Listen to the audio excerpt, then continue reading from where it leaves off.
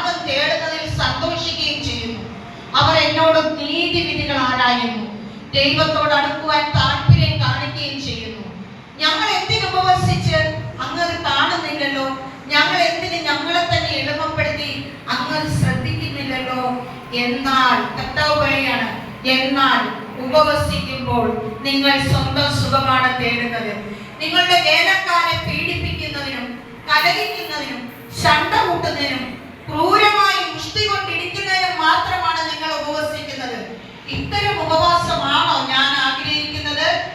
ഒരു ദിവസത്തേക്ക് ഒരുവനെ എളുപ്പപ്പെടുത്തുന്ന ഉപവാസം, ഞാങ്ങണ പോലെ തലകുനിച്ച് ചാക്കും മുടിച്ച് ചാരം വിതറി കിടക്കുന്നയാണോ അത്? ഇതിനെയാണോ നിങ്ങൾ കർത്താവിനെ സ്വീകാര്യമായ ദിവസം എന്ന് വിളിക്കുക? കർത്താവ് പറയുകയാണ്, ദുഷ്ടരുടെ കെട്ടുകൾ പൊട്ടിക്കുകയും നുഖത്തിന്റെ കയറുകൾ അഴിക്കുകയും മർദ്ദരെ സ്വതന്ത്രരാക്കുകയും എല്ലാ മുഖങ്ങളും ഒടുക്കുകയും ചെയ്യുന്നതല്ലേ ഞാൻ ആഗ്രഹിക്കുന്ന ഉപവാസം?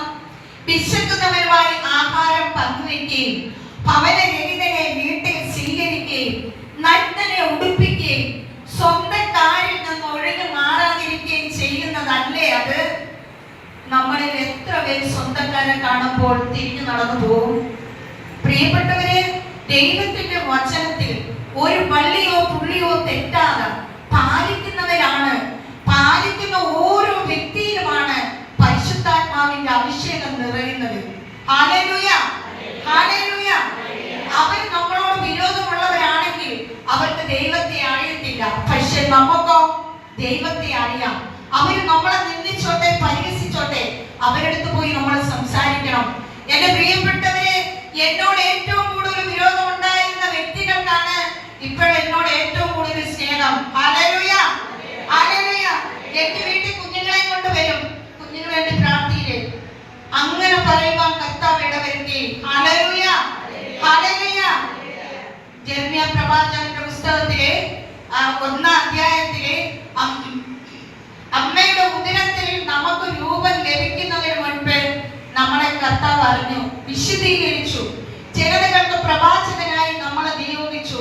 അപ്പോൾ ഞാൻ പറഞ്ഞു, കർത്താവേ, ഞാൻ കേവലം ബാലനാണ്, സംസാരിക്കാൻ എനിക്ക് പാഠമൊന്നുമില്ല.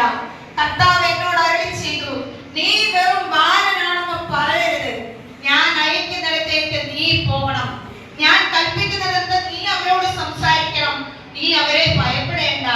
എന്നിട്ട് കർത്താവ് എന്റെ അതരത്തിൽ സ്പർശിച്ചുകൊണ്ട് അരുളി ചെയ്ത്, ഇതാ എന്റെ വചനങ്ങൾ നിന്റെ നാവിൽ ഞാൻ നിക്ഷേപിച്ചിരിക്കുന്നു. പിടിതറിയാനും ഇടിച്ചു തകർക്കാനും തകിടം മറിക്കാനും പണിതുയർത്താനും നട്ടു വളർത്താനും വേണ്ടി ഇന്നിതാ ജനതകളുടെയും രാജ്യങ്ങളുടെയും മേൽ നിന്നെ ഞാൻ അവരോധിച്ചിരിക്കുന്നു. Hallelujah, hallelujah. കർത്താവിന്റെ വചനം തരുന്നത് എന്തിനു വേണ്ടിയാണ്?